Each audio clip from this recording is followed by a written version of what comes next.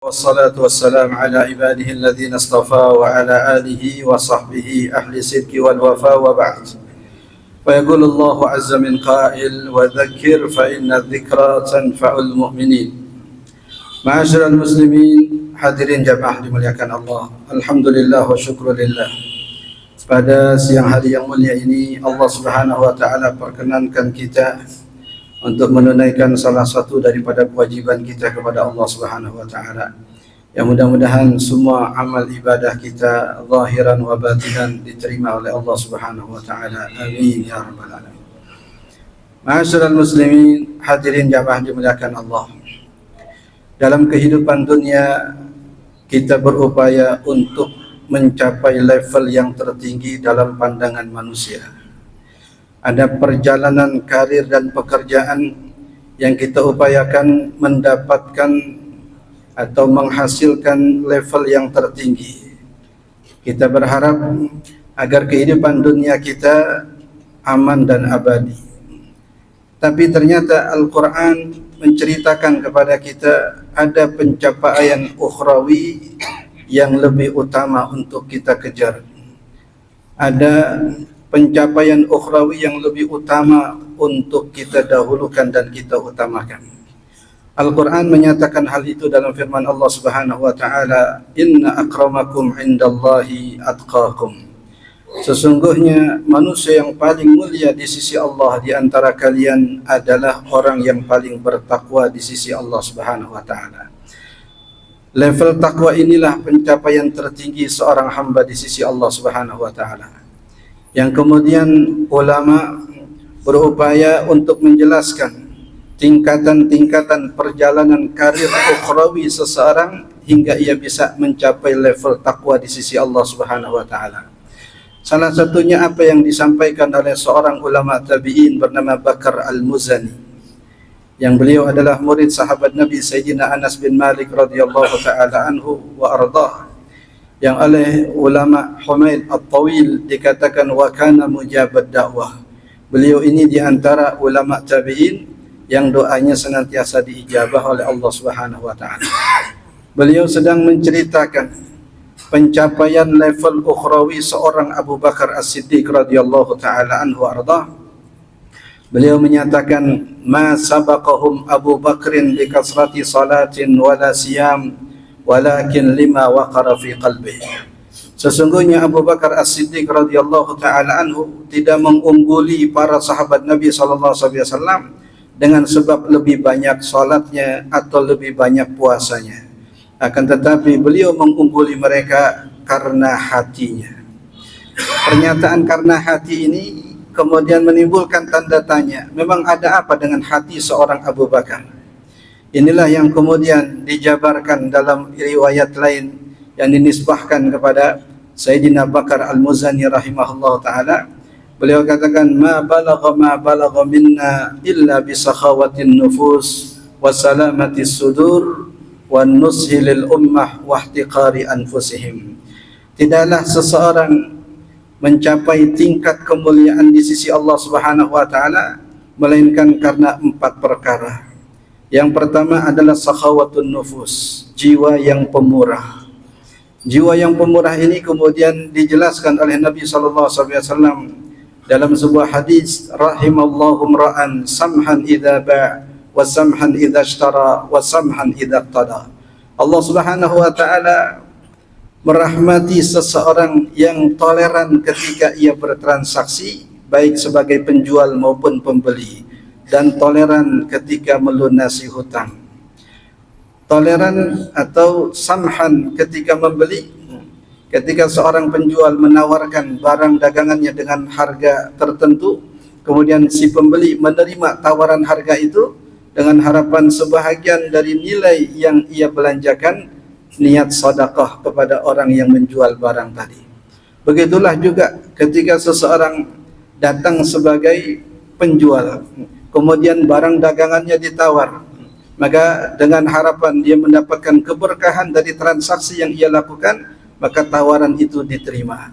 Nabi SAW kategorikan orang ini sebagai orang yang pemurah. Samhan idza ba' wa samhan idza ishtara. Pemurah ketika membeli pun juga pemurah ketika menjual. Yang ketiga, samhan idza qada, yaitu orang yang toleran ketika menerima pembayaran hutang dari seseorang. Di dalam sebuah hadis, Sayyidina Umar bin Al-Khattab radhiyallahu taala anhu menceritakan momen ketika Nabi bersama dengan para sahabat tiba-tiba didatangi oleh seorang Yahudi. Yang Yahudi tadi kemudian mengatakan, "Ya Muhammad, iqdi dainak." Wahai Muhammad, lunasilah hutangmu. Sambil menarik kerah baju Rasulullah sallallahu alaihi wasallam dengan keras. Sayyidina Umar radhiyallahu taala anhu kemudian membentak orang Yahudi ini seraya mengatakan kepadanya, "Bagaimana mungkin engkau menagih hutang Rasulullah SAW dengan cara yang seperti ini?"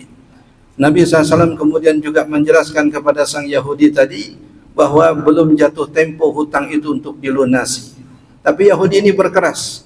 Hari itu juga, saat itu juga Rasulullah harus melunasi hutangnya. Maka baginda Nabi SAW memerintahkan salah seorang sahabat untuk mengambilkan uang beliau lalu melunasi hutang Yahudi ini. Tapi Sayyidina Umar radhiyallahu ta'ala yang diperintah oleh Nabi SAW untuk melunasi hutang Yahudi itu, selain Nabi SAW juga seraya mengatakan kepadanya, "Wahai Umar, tambahkanlah untuknya 1 gantang kurma." Dia bertanya, "Ya Rasulullah, kenapa saya harus menambah 1 gantang kurma atas hutang yang kau lunasi?" Nabi SAW mengatakan, "Karena engkau telah menghardiknya, karena engkau tadi telah membentaknya sehingga dia ketakutan. Maka engkau ambil hatinya, engkau tenangkan hatinya dengan memberikan 1 gantang kurma." Ketika Sayyidina Umar kemudian keluar untuk melunasi hutang si Yahudi ini dengan tambahan 1 gantang kurma, si Yahudi tadi kemudian berkata, "Wahai Umar, apakah engkau tidak mengenali aku?" Umar mengatakan, "Siapa?" Orang ini kemudian mengatakan, "Saya adalah salah seorang pendeta Yahudi. Saya kaji, saya teliti sifat-sifat Nabi akhir zaman di dalam kitab kami. Semua sudah terbukti kecuali yang satu ini, yaitu jika melunasi hutang maka dia akan toleran dalam pelunasan hutangnya. Maka dia akan melebihkan nilai dari hutang yang harus dia lunasinya. Dan hari ini, saat ini aku sudah membuktikannya." Maka Sayyidina Umar radhiyallahu ta'ala kemudian mengajak Yahudi tadi menghadap Nabi SAW yang di hadapan Rasulullah dan di hadapan para sahabat. Yahudi itu kemudian masuk Islam. Nabi SAW kategorikan ini sebagai orang yang pemurah, samhan idza ba' wa samhan idza ishtara wa samhan idza qada. Yang kedua, disebut dalam riwayat ini salah satu pencapaian karir ukhrawi seseorang modalnya adalah wasalamatis sudur, hati yang bersih. Dan ini kriteria ahli surga yang Allah Subhanahu wa taala sebutkan di dalam Al-Qur'an. Wa naza'na ma fi sudurihim min ghil. Kami cabut dari dada mereka al-ghil. Al-ghil semua penyakit hati terhadap orang lain. Apakah benci, apakah dendam, apakah iri, semua masuk dalam kalimat ghil. Itu pula doa yang kita sematkan kepada orang-orang yang beriman yang telah mendahului kita. Walladzina ja'u min ba'dihim yaqulun rabbana ighfir lana wa li ikhwanina alladzina sabaquna bil iman wa la taj'al fi qulubina ghillan lil ladzina amanu. Ya Allah, jangan kau jadikan di hati kami ini ada ghil kepada orang-orang yang beriman.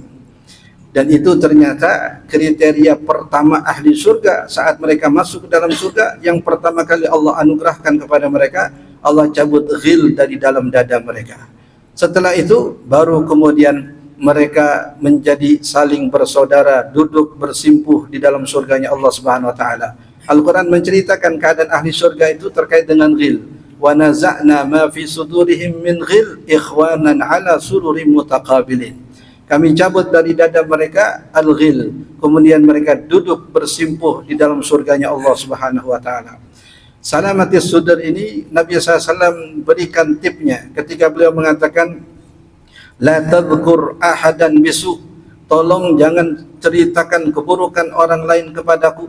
Fa inni uhibbu an akhruja ilaikum salimat sadri, karena aku ingin keluar menemui setiap kalian dalam keadaan hatiku bersih dari persangkaan kepada siapapun.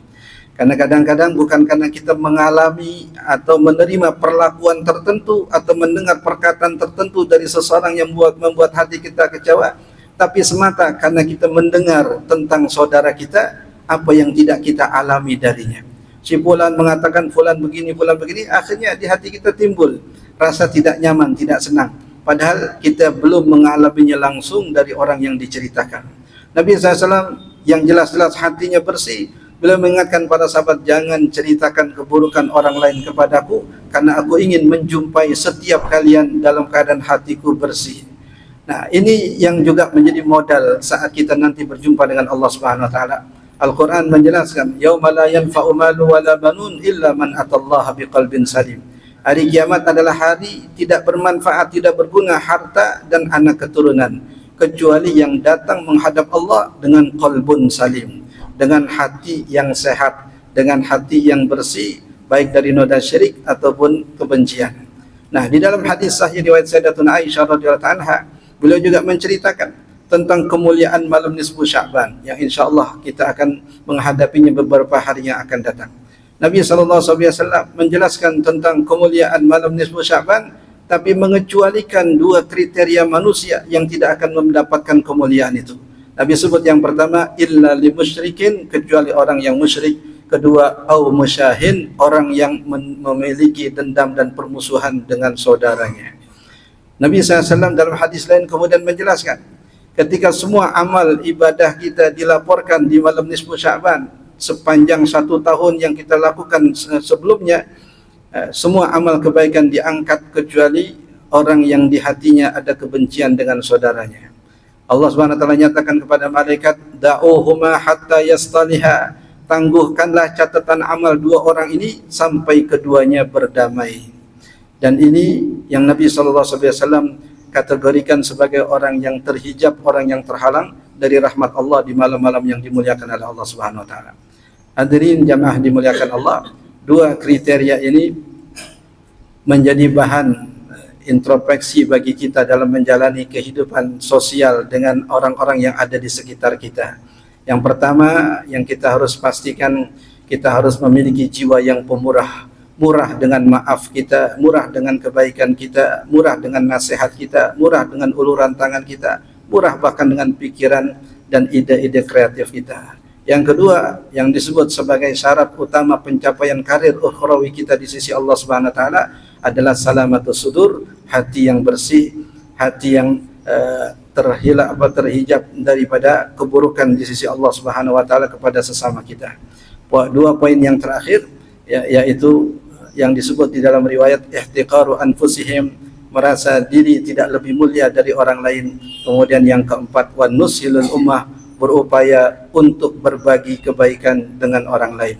Semoga Allah Subhanahu wa taala senantiasa memudahkan kita untuk merealisasikan hadis-hadis baginda Nabi SAW dalam kehidupan kita, sehingga lebih banyak lagi bekal akhirat yang kita persiapkan untuk berjumpa dengan Allah Subhanahu wa taala. Amin ya rabbal alamin. Sekedar ini yang bisa Al-Fakir sampaikan, mudah-mudahan ada manfaatnya. Aqulu qouli hadza wa astaghfirullahal azim li wa lakum. Assalamualaikum warahmatullahi wabarakatuh. Waalaikumsalam.